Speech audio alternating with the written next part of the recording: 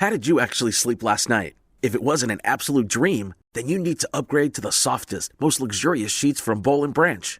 Their signature sheets are made from toxin-free organic cotton and get softer with every single wash. Millions of Americans love their sheets. And right now, you can feel the difference with their best sales of the entire year. So hurry to BOLlandbranch.com to shop their biggest sales with free shipping and extended returns. Exclusions apply. See site for details. Yeah. They love it on Nebula. They're wild about it on Taurinus. Even on Motus, where they don't like anything at all, they eat it up.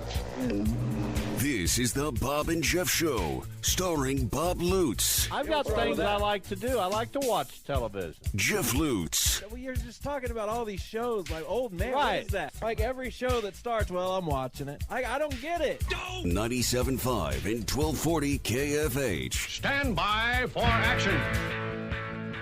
Hello, everybody. It is a Tuesday edition, the Bob and Jeff Show on KFH Radio. Bob Lutz, Jeff Lutz from the East Wichita studio. Unsuspectingly, we're here. Max Power producing engineering, 869-1240. That is the IHOP hotline. We welcome your participation.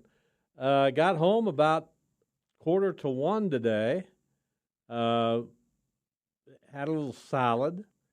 Went down to the basement and noticed that my internet was down. Not good. Made a call to Cox. We tried to walk through it, tried to get it figured out. Couldn't do it. So here we are over east. Glad I didn't get home at 1:30. That could have been a real problem. You'd have been doing this show alone right here in the East Wichita studio. No, I wouldn't. You'd be here. No, I wouldn't. I would have had to figure that out. Nah, you would have come by. You know what to do. You would have stopped over and done the show You'd with have me had here. to do at least the first 20 minutes. Hey, you wouldn't call in for me? Probably not. I would have enjoyed hearing that. Well, not me. I think you could pull it off very well. What would I talk about? What would I say? What would you say? I have no idea. I don't know what people want to hear from me, if anything. You can talk about the game last night, the Buffalo Bills. Man, I was asleep by about 8. Denver with a road win. I guess you call it a win. They had more won. points. So, yeah, it goes down as a win. But Buffalo, amongst the disappointing teams in the NFL, of which there are many. So, I always get curious to look at quarterback numbers, and I like to test you on it. Make sure you don't look at my screen. What are you testing What quarterback has passed for more yards than any other quarterback this season so far? Now, this quarterback happens to have played an extra game. So he hasn't had a bye week. That's correct. So this quarterback has the most passing yards in the NFL through 10 weeks. I don't know. Is it Jared Goff? It is not. He's fifth. It's Sam Howell. Really? I wouldn't have not have guessed that. You're right. Of the Washington Commanders. And I even looked at his numbers the other day because people were talking him up, but I did not notice or recognize that he had the most yards. He's averaging 278.3 yards per game and has thrown for 17 touchdowns. You know, with Eric Bieniemy, that offense in Washington has gotten a boost. They're not a good team yet. Well, they traded their best defensive player, so who knows how long it's going to take. Well, I don't know. I don't know what they're thinking, but my point being, Eric Bieniemy left the Chiefs, and they're not nearly the offensive juggernaut they were. And he goes to Washington, and they're much better than they were. Well, Eric Bieniemy is obviously a pretty good coordinator. I'm sure he surrounds himself with other people who can bring out the best in him and his players. You scoffed when I said the Chiefs weren't as good on offense. I was trying to think about that. They're not. But I also think that outside of they've been less, I don't know, it's hard to say because remember when Mahomes was just dropping deep balls all the time and hitting everything and all these no-look passes? He still does stuff like that. It just seems like he never really got quite back to that initial level. He's still the best. I'm not trying to say that. But he looked like he was going to be and he still might be the all-time greatest. So I'm holding him to a different standard. The Chiefs are still a good offense, but there are 7 teams that have more yards per game. How many of those 7 can you name? I give you a chance to shine with this stuff, and you usually don't. What's the question again? How many 7 teams are averaging more yards per game than the Chiefs? Who are they? You could really impress the listeners. Dallas. Dallas is 4th in the NFL. Miami. Miami is 1st. The Chargers. Why'd you go the Chargers? They're 10th. Miami, Detroit. Hold on. Detroit. No, when you miss, you're done. Cincinnati. Miami, Detroit, San Francisco, Dallas, Philadelphia, the Houston Texans, and the Buffalo Bills are all ahead of the Chiefs in average yardage. I might become a Texans fan. That might be my team. Which is interesting, right? So now I'm going to ask you to give me the teams that rank above the Chiefs, and there are 1, 2, 3, 4, 5, 6, 7, 8, 9. There are 12. The Chiefs are a middle-of-the-pack scoring team. 12 teams average more points per game than the Chiefs. Miami. Well, this is too many to even name. Dallas. Miami, Dallas, Philadelphia, Detroit. San Francisco, Baltimore, Detroit, the Chargers, the Bills, the Colts, the Texans, the Browns, and the Vikings. They all average more points per game. The Colts are a better scoring team than the Chiefs? That's correct. That's crazy because the Colts stink. Now, the Chiefs rank 4th in the NFL in yards allowed per game. Who are the 3 that have allowed fewer yards per game than the Kansas City Chiefs? Pittsburgh. They are Cleveland, Baltimore, and Dallas. Makes sense. The Chiefs rank very high in points allowed per game, tied for 2nd. The only team better, the Ravens.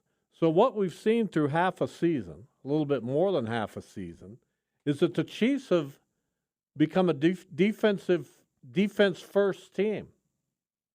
Their offense is still good. Don't get me wrong. I'm not saying they've disbanded their offense. But their offense now has taken a back seat to their defense. They are 2nd in points allowed this season. Last year, during the regular season, the Chiefs were way down. They allowed 22.6 points per game, which wasn't even close to the top. Yeah, their defense has been awesome. There's no question about that. It's won them several games, or at least multiple. I find that interesting in my scouring of the numbers. That's why Andy Reid's the best, right? He might even have recognized that the offense wouldn't have been quite as good as it has been in past years, built a better defense, and here we are. Yards per game allowed last year, the Chiefs were 1, 2, 3, 4, 5, 6, 7, 8, 9, 15th. So pretty much in the middle of the pack. Right. Now they're a top 5 defense. And whereas they were a top 5 offense last year, they're more middle of the pack offense. They've pretty much exchanged roles. And yet, here they are, because they're still as good. What do we have on the show today? See what I would have had I done the show by myself? But that was Max fell asleep over there. Max, that was good stuff. That's a breakdown of numbers. That's talking about. All you did was go to ESPN and click around. Yeah, but that's the organization. That's a guy with a plan. You'd have come in here. Well, my lawnmower broke down, and I don't know what you would have said. I have a tractor. You wouldn't have had anything. But anyway, there you go. There you go. That's the Chiefs for you. Don't you find that a little bit interesting to hear it in the numbers? Interesting is a pretty high bar for me. So I'm going to say no. Well, I bet our Chiefs fans were very interested in that. I bet they already knew. to some degree. That Yeah, but to have it kind of broken down the way I did it is enlightening. We appreciate it. Thank you. You reading the stats. I mean, off you don't really ESPN. care, but I do. Where are you on football in your life? Well, I prefer baseball number 1, basketball number 2, and football a somewhat distant third. But I've always been interested in football. Do you find yourself? You always ask me this. Do you find yourself liking football more or less as the days, months, weeks, and years? Well, I get interested in certain things. So I like following Kansas and Kansas State in football probably as much as I ever have. The NFL doesn't speak to me as much because every time I try to go with a team, they don't do well. Yeah, you don't need to go with a football team. It's pointless. But I like football. Football's all right. You don't like it. Just it's okay. Deal with it. You don't like football. That's not necessarily true. No, it's true. That's why you're asking me. You're wanting validation. You might be somewhat correct, but You're wanting me to say, well, I don't really care about football, and that way you can say, I'm with you. But I can't not like football. I can't. Well, you do. You don't like it. They'd run me out of town if I didn't You like don't football. like it. It's not that I don't like it. It's exactly It's that. a fine sport. It's an entertaining game. It's just there's not much going on. Well, there's a lot going on. There's nothing that's super interesting about the NFL this year. Or to me, maybe in past years. I think the NFL's gotten more interesting as the season's gone on because nobody can put their right foot in front of their left. Outside of the Chiefs, outside of Philadelphia, there's a few teams, but the teams in the AFC that we thought would perhaps mount a challenge to the Kansas City Chiefs, they're blundering around. They can't walk and chew gum. They all lost this weekend. And now you're looking at teams you would have never imagined. The Houston Texans. Houston Texans have the 7 seed in the playoffs right now. So I don't know how that couldn't be interesting. I like the Texans. They are interesting.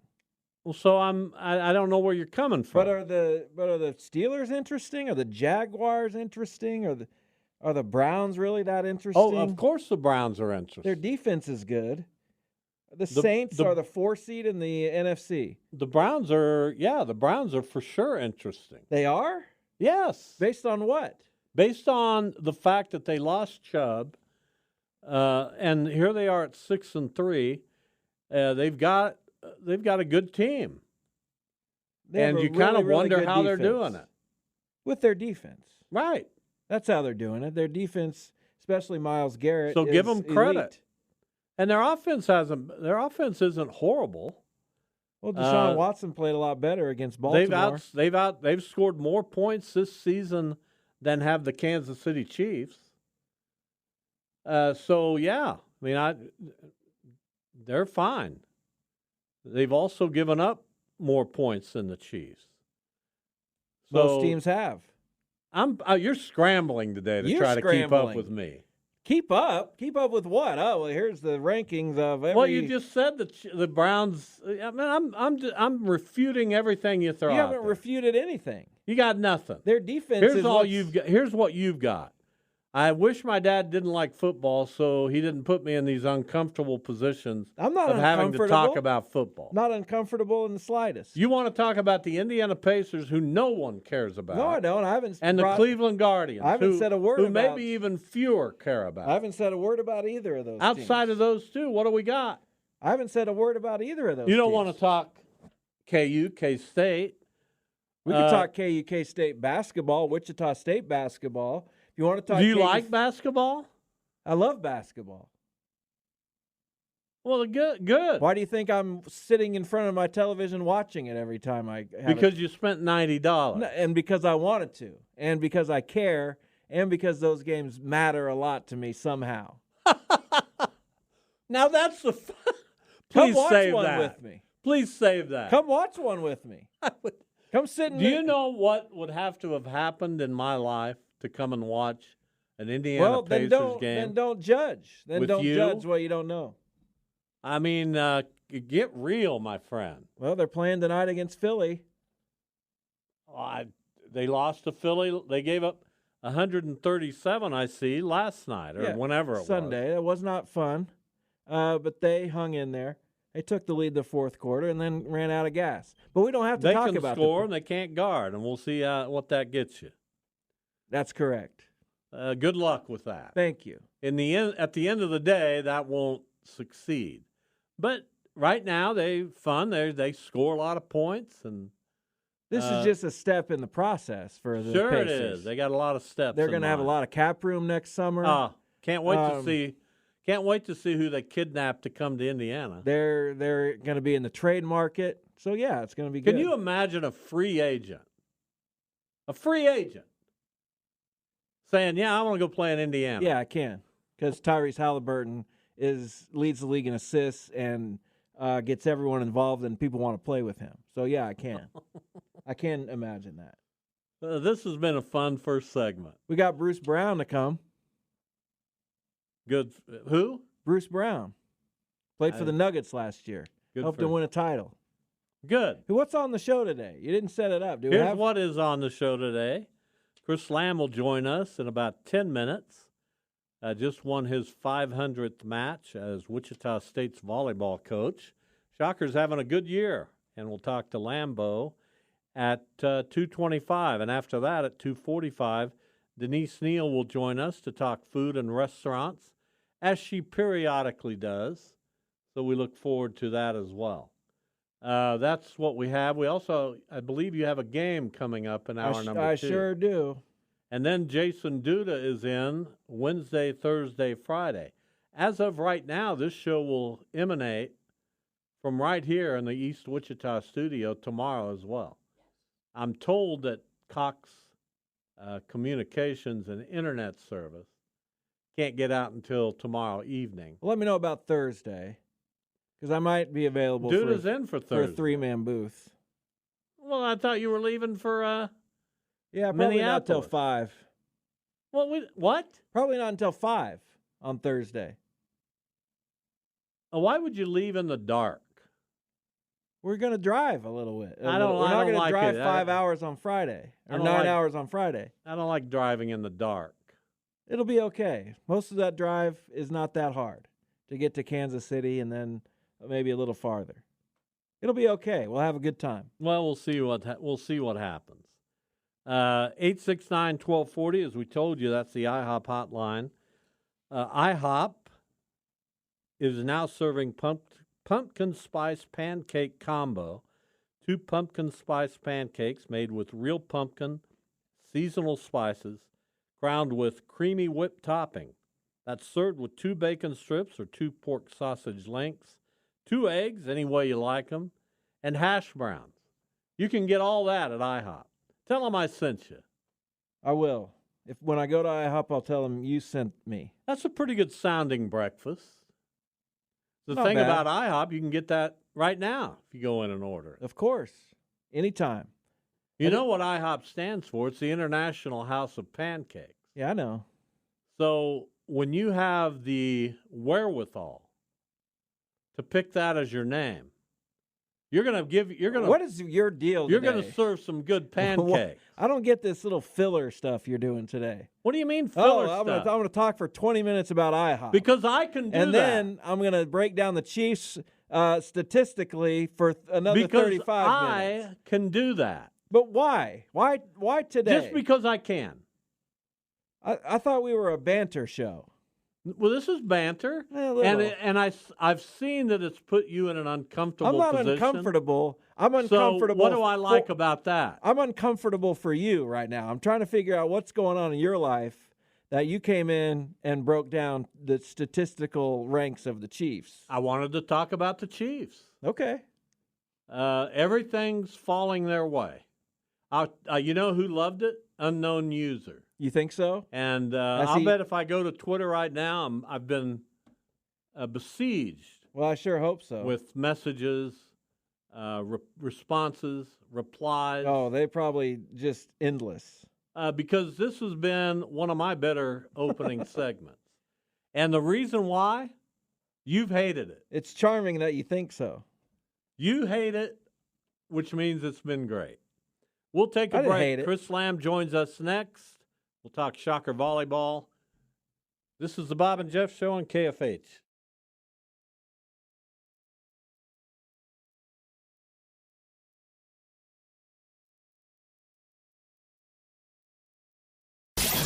This is the Bob and Jeff Show on 97.5 and 1240 KFH. Welcome back to the Bob and Jeff Show, KFH Radio. Joined by Chris Lamb, the head volleyball coach at Wichita State. Shockers are 19-7 overall, 13-3 in the American Athletic Conference. They have a road trip coming up this weekend. They play Friday and Saturday in Houston against Rice. Lambo, hello. How's it going, man? It's going okay. I'm telling you, 500 wins now at in your college coaching career. All of that taking place at Wichita State. That's an impressive milestone, benchmark, whatever you want to call it. You think you got 500 more in you? I do not.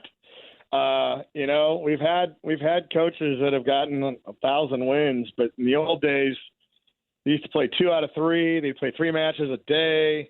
You see that stuff. It's not in the cards anymore, Bob. We'll play 28, 30 games a year. They've even shortened the schedule, so it's getting harder and harder.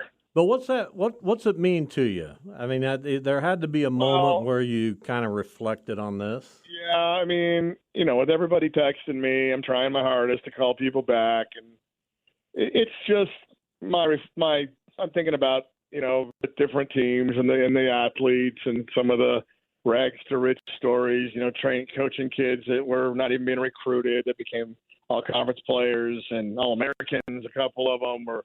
You think of where they started to where they got to. Those are the fun stories for me. But I've also met some amazing families, kids. I don't require any of my players to have X relationship with me. I've got girls that are in the office all day hanging out like they're my little sister.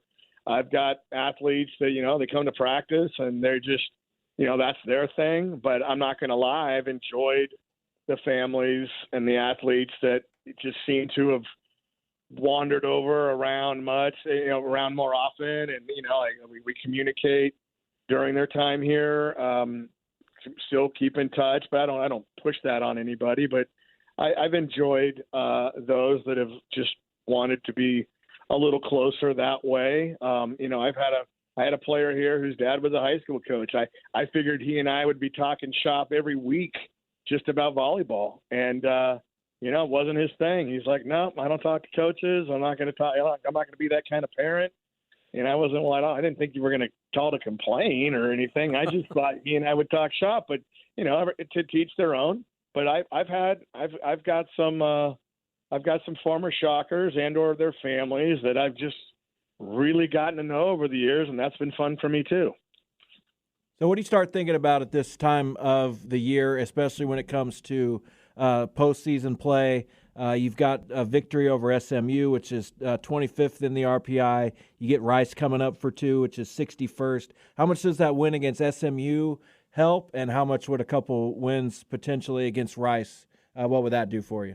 Well, you're certainly going to need them. At this point, we're going to need a lot. I mean, it's about your non-con schedule, and sadly, I wish I had last year's non-con schedule more than this year's. But you do what you can do. When you want to schedule people, they got to agree to it. When you want to go to tournaments, other coaches have to agree to it.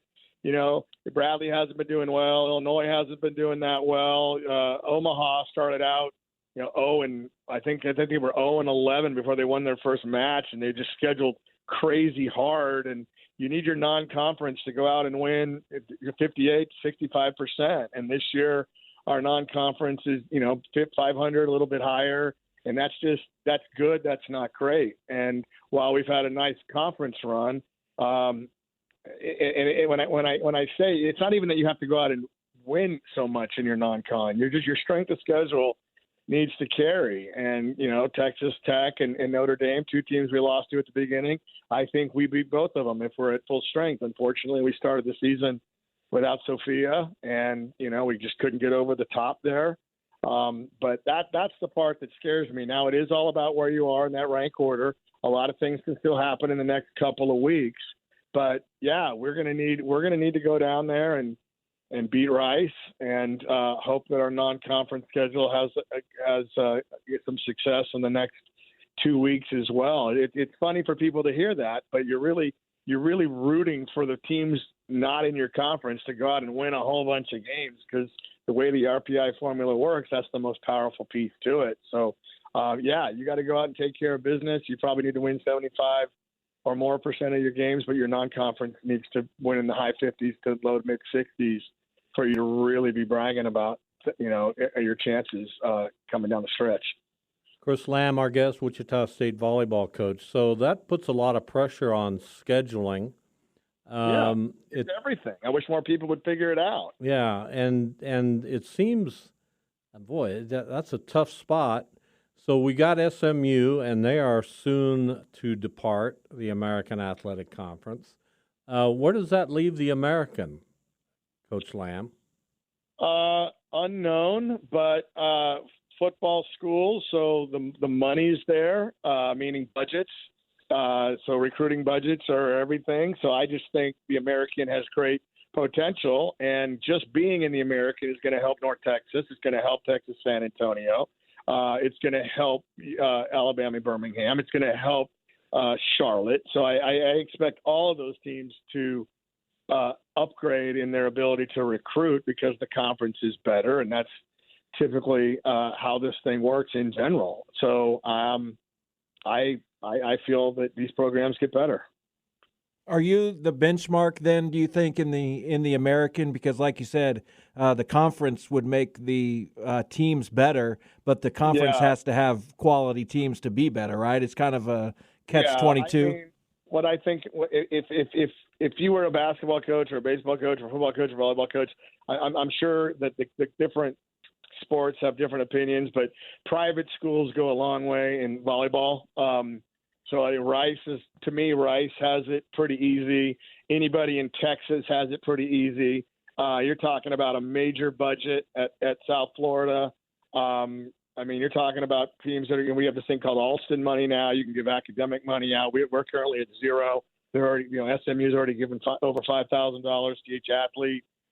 Just things you get.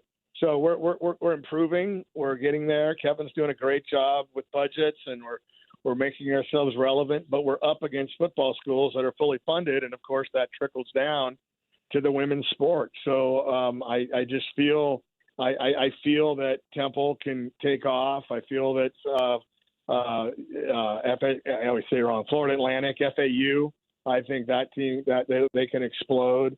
And I'm not the only one. Just talking with coaches, it's just the idea of sort of where they are at. 48% of America lives in the Eastern time zone, and everybody in the country plays volleyball now. Volleyball used to be a West Coast sport. Then it started becoming, Midwest. Well, now the East and the South are playing volleyball. When you got half the country in your time zone, I just think recruiting gets easier. So I expect that Charlotte improves. I expect anybody in Florida improves. Texas is the number one volleyball state right now, so North Texas, I think, and UTSA will start backing into some players that are in their own backyard that are exceptional. So yeah, no, I'm glad we're here. I hope that transfer portal is as good for us this December as it was last December. Nobody really knows because we're not there yet, but that's the new normal in this business. And we hope we can land a few more starters and keep up. Chris Lamb, volleyball coach, Wichita State Shockers, 19-7 on the season. They have Rice down in Houston this weekend. So we see the tried and true names on your roster, the Natalie Foster, Sophia Rowling, those people all having very good years. Who's exceeded your expectations on your team this year? Right now, Katie Galligan has really emerged as a defender and a passer, and she's got some leadership traits in her. She's got a great motor. I'm as happy with Katie Galligan right now down the stretch as anybody. I think Izzy, our setter, has been solid from wire to wire, and she's now motivated to. The setting's great, but we need more out of her as a blocker. We need more out of her as a digger. I mean, what coach wouldn't say that? She's finally embracing the parts of her game that aren't her strength, and she's, keeping her nose to the grindstone and working hard at that. So that's been great. But Morgan Stout, from where she was as a volleyball player a couple of years ago, came in with stress fracture, unable to practice or play for a calendar year. After her junior year having an ACL in high school. So this girl basically removed from training for virtually 2 years, and has found her way now into the top 5 in hitting percentage. I'm as proud of what Morgan Stout has been able to put out for her team this year is anybody, and boy, is it well deserved, because that girl has done nothing but work hard for everything she's got. You talked about the transfer portal. How hit and miss is that, and how does it change kind of your philosophy? How do you find stylistic fits when you're not seeing these players in person? Well, it's like talent. I mean, you guys do that NFL draft every year. I've gotten to do it with you. I mean, everybody's recruiting talent, and you hope you can, piece it together. So you're seeing players that play in certain leagues, and if they had success in those leagues, you'd like to think it would translate. So if you're a dominant player in a lesser league, you hope. If you're a good player in a better league, you think, well, this would be an easier maybe transition. So there's that. But I'll tell you what, we were the youngest team out there when the transfer portal started 3 years ago. So we weren't even involved in it till last December. But, of course I do my homework, and I'll just say this sort of tongue in cheek, but in our own backyard, I think Oklahoma, the players they lost to the players they got, the players they got weren't as good as the ones they lost. I think same about Missouri. I think the same about K-State. All those coaches lost their job. But in my backyard is Kansas, Creighton, and Nebraska. I think the players they got in the portal were better than the ones they lost, and those teams have all maintained or gotten better. So in my own backyard, it seemed like a 50-50 proposition, which made me pretty nervous. But I'm happy with what we were able to do in the transfer portal last December, and we have no idea what awaits for us next December, but we're certainly going to have at it and give it a shot. Chris Lamb, our guest, I've always been intrigued by you. I find you to be an affable person, easy to talk to, interesting to talk to. And then I remember you're a coach and all that goes with that. So how do you get to that side of Chris Lamb, that the disciplinarian Chris Lamb? Because that's probably a side of you that I'm not as aware of. How prominent is that in your? What do you think that? When you see a disciplinarian, what do you think you're looking at? Because I have my opinions on this topic. Yeah, disciplinarian can be in a lot of different ways, and right. I think I probably have a decent idea as to how you go about discipline, but it probably looks a lot different than how a lot of people go about it. Bob, here's my challenge. All right, I challenge every parent, every teacher, every coach, and I'm not saying I'm right. I mean, we're all in this thing trying to figure it out. Listen, you want to brag about creating great discipline. All right, well then let's see if you can do it without saying no all the time. I just feel like rather than telling people what they can't have or can't do or be an ultimate authoritarian, well, let me see if you can find a way to get there without that, without fear, without punishment, without just tactics like that. I mean, can you do it collaboratively? Can you do the Socratic method where it's collaborative and we do this together? And can you teach them how to ask questions and to be challenging to you when they're asking questions? And can you get in the weeds with them that way? Because I see a lot of people that seem to create a lot of order, but there's a lot of uncomfort around them. And I don't know if that's the best place to be. I certainly know that it can work, and I know you got to have order, and sometimes it has to get difficult for people. But I try to give them the benefit of the doubt. I try to say I'll meet you in the middle. If you can give to your team, we'll give back, and be an active participant in leadership. And I hope that through that, it's worth staying on board for and staying in line for. So I don't know if that's where your question was headed, but that's the first thing I'd like people to consider. Let's see if you can get what you want without saying no all the time or taking things away from people, all the time. Give them what they want and see if you can still get what you want. I think a lot can be gained there. I love that answer. I think that great. I got it right. I got one right. You pass my class. So before we let you go, we always want to throw you a Bay Area bone. The 49ers, I think, are the favorites. I like the 49ers to get to the Super Bowl. Even though they had a little bit of a rough patch, I think that's over. Do you agree? I've got to see some third down conversions. I got to see some red zone scoring. The number of times that certain teams and certain running backs have gassed us up the middle has been a little concerning. We went with a 5-man front this weekend with press coverage. I have a feeling we're headed in that direction. I'm going to change the topic on you. My Warriors, Steph Curry, we played 11 games. Steph Curry has 11 20-point games, and nobody else has one. So a little concerned that my Warriors, who are very old in the tooth and were the smallest team in the NBA, I'm a little concerned that, we lost all those road games last year. We just lost 3 in a row. I'm kind of freaking out that we're not going to make it. So sorry I changed the topic on you, but that's okay. We want you to get it off your chest. Yeah, I want to see Andrew Wiggins on the scoreboard, and oh my God, we got to do better. We always enjoy the conversation. Good luck down in Houston this weekend against Rice. We'll catch up soon. Thanks, guys. Bye. Thanks. Chris Lamb, Wichita State volleyball coach. No one like him, and that's good. That's a good thing. It's a good Here's one. Denise Neil, who's not been blue a day in her life. How you doing, Denise? Oh yeah, I've never been blue. That's right, Bob. I'm doing all right. How are you? We're hanging in there. I interrupted Jeff. Jeff had something to say. No, I just said that's a good song. That was all. There you go. So we like to talk, of course, we like to talk with you about myriad things, but we especially like restaurants and food. And I'm going to start it because this is in my neighborhood. And the Amore Italian restaurant on West 21st. I saw your story. I saw the accompanying menu. It looks like they're getting close. I knew you'd be excited about that one, Bob. That is exciting. They're actually supposed to have opened today. That was the plan. I'll have to drive by. Generally don't. Yeah, I generally do not recommend going to restaurants on their first day in business. Some people will, but I personally like to give them a little bit of time to work out the kinks. You know what I mean? Well, how do they work out the You're not kinks gonna- if nobody goes? Well, Bob, people will go. Just don't let it be you. That's confusing. As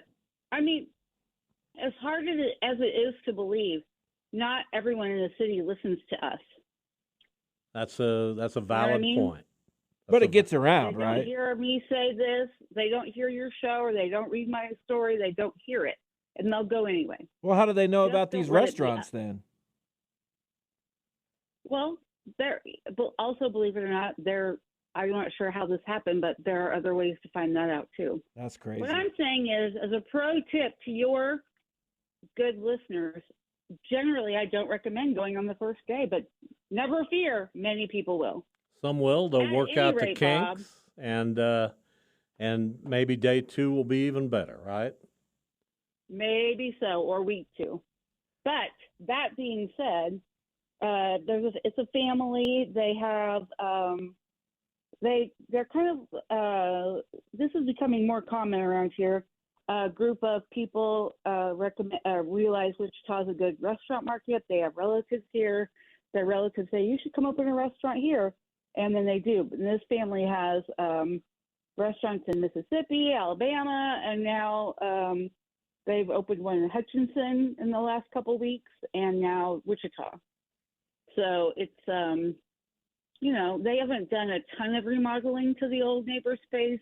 They got new tables and chairs in there with white tablecloths and put up some posters. So it's not like a dramatic renovation of the space, but the menu looks interesting. I'll be curious to see how it goes and what people think. And I haven't been able to try anything yet, but the chef was, an owner was very passionate and showing me that he makes all of his food from scratch.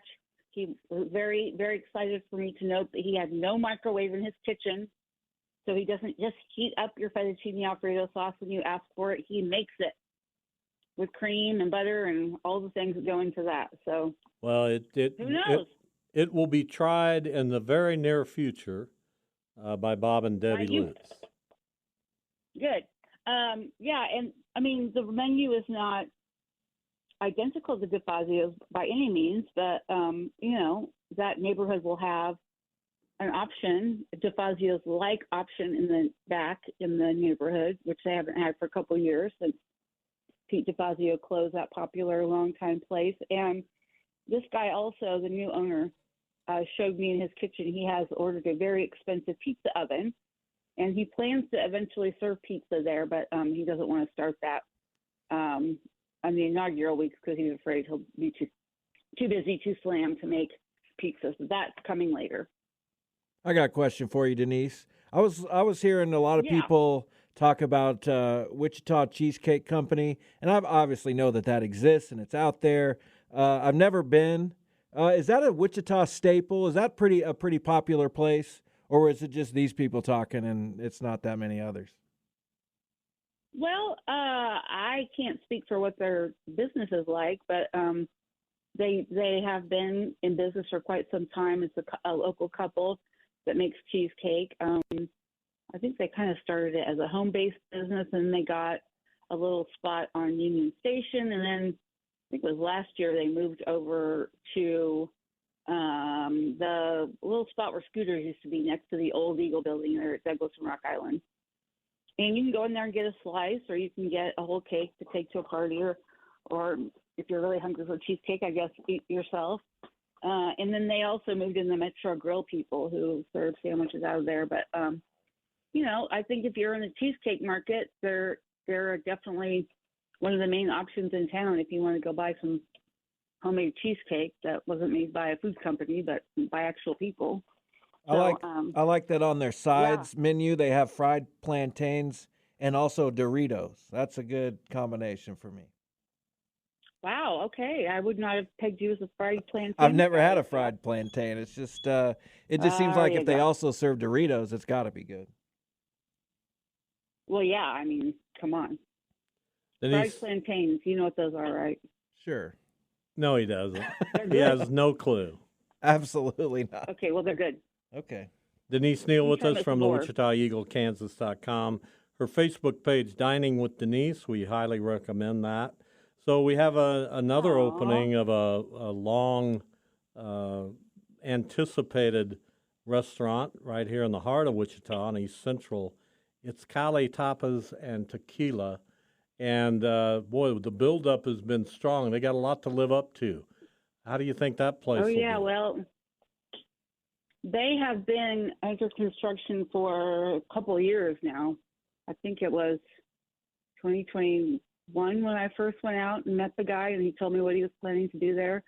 I was there last week and saw the finished product, and it's wild. It's like, I don't know. It's like, how do I describe it to somebody? It's very kind of royal purples and pinks and bright, crazy colors, kind of a Alice in Wonderland, but that kind of whimsical feel to all the furnishings. It feels really different.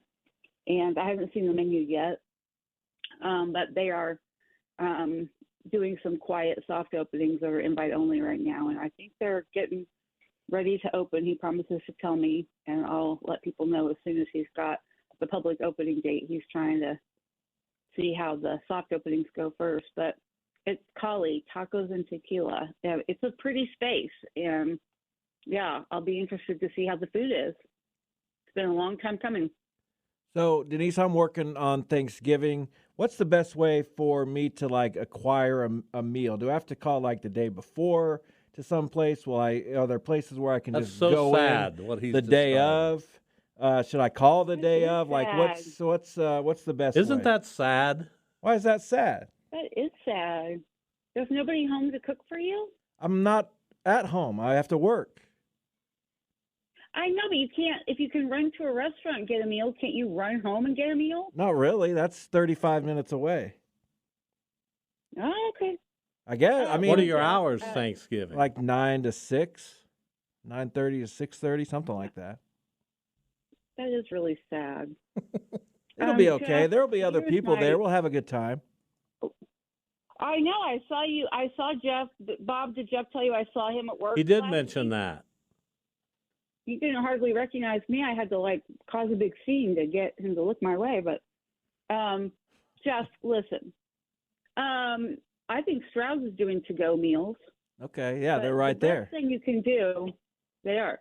The best thing you can do is go to Dining with Denise and look at my list of places open on Thanksgiving. In fact, right this minute, I'll pin it to the top of the page so it's easy for you to find it. Thank you. And then just look through there, and I have it separated out to places selling meals to go, and you can call up and reserve one, just run on over and pick it up. Debbie and I did Stroud's a couple years ago, 2 or 3 years, maybe it was 4 years, I don't know. But we picked up our meals from Stroud's, and it was fantastic. Yeah. And I loved it. Well, there you go, Jeff. I think that's your best option because it's right up the street. Perfect. I could maybe even walk. I've pinned the Thanksgiving list to the top, so it'll be easy for you to find it. Denise Neil, I guess. Yes, I wanted to ask you about. Dining with Denise. I wanted to ask you about you have a habit of stopping talking, and then I think you're done talking. And then as I start to talk, you also start to talk. Are you telling me your other guests don't do that? No, you're the only one. And I know. I don't know. I want to ask you about another restaurant that I just came across because I'm not out and about like I used to be.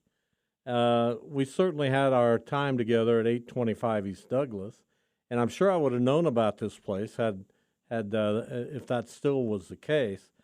The kitchen over in the Union Station.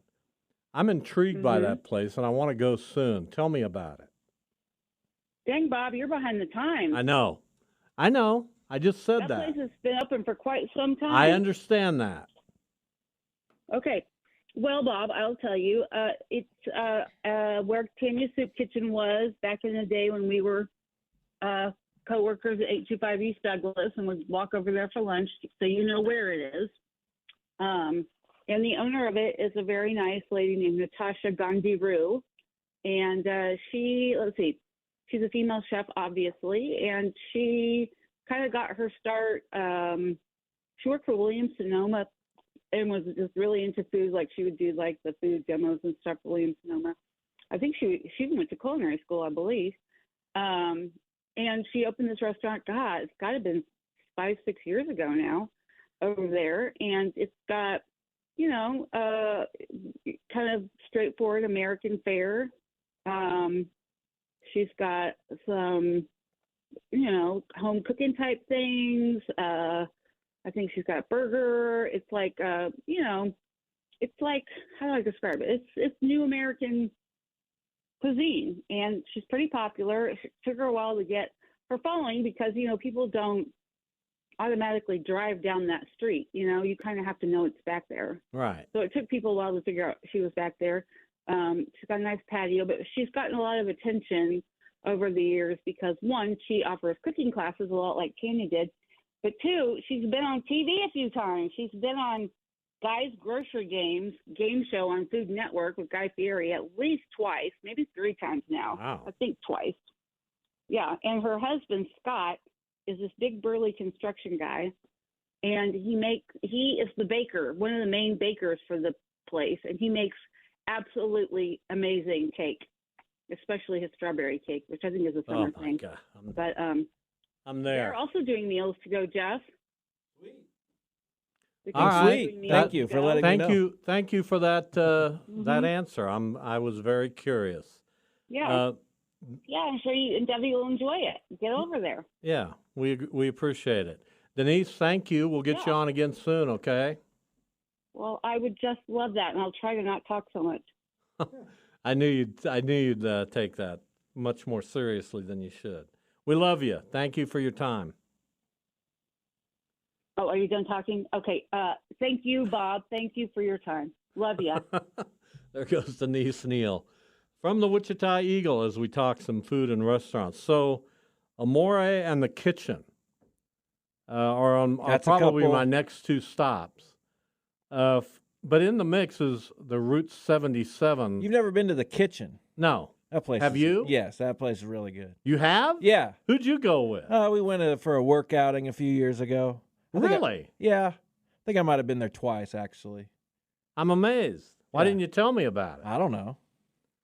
That's sad that I'm out of the loop like that. But not as sad as you getting a Thanksgiving meal. Well, maybe I'll get two. By your lonesome. We'll be back. We've got an hour left. The Bob and Jeff Show, KFH.